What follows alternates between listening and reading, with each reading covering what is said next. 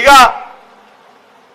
తెల్లారి లేస్తే పచ్చి అబద్ధాలు చెప్పడం, దేశాన్ని మభ్యపెట్టడం నరేంద్ర మోడీ గారికి వెన్నెతోని విట్టినటువంటి విద్య అయింది. ఇప్పుడట మొన్నటిదాకా ఫోన్ ట్యాపింగ్ చూసిరుగా కేసు.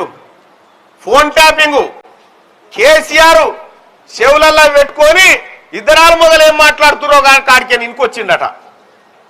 ఫోన్ ట్యాపింగ్ కేసులో దొరికే కదా నడుస్తుంది ఆ కేసు. డైరెక్ట్ ఫోన్ కాల్ చేస్తే ఈ ఇనగాళ్ళ పాడగానని చెప్పి వాట్సాప్లో చేసుడు పెట్టిరు. ఇప్పుడు వాట్సాప్లో కాల్ చేస్తే నరేంద్ర మోడీ గారు ఏమంటున్నారు ఎంతేనా, మేము వాట్సాప్లో చేసినవి కూడా వినవలసి ఉంటుంది అని చెప్పి ఢిల్లీ కోర్టులో పిటిషన్ వేసాను.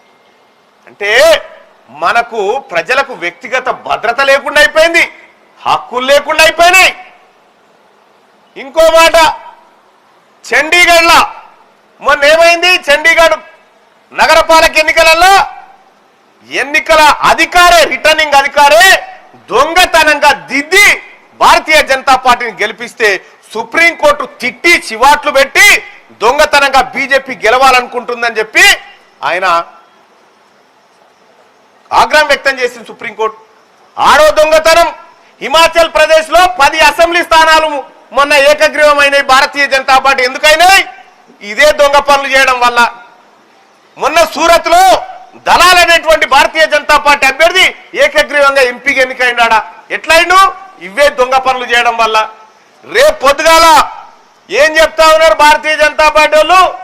1 నేషన్ 1 ఎలక్షన్. ఇక ఈసారి కనుక పుట్టుకున్న బీజేపీ కోటేస్తమా 1 నేషన్ 0 ఎలక్షన్.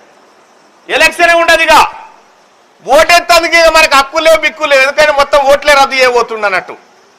మరి ఓటు ఉంటేనే కదా నాయకులంతా వచ్చి కూర్చునేది. ఓటు లేకపోతే ప్రజల్ని ఎవడు పట్టించుకుంటాడు?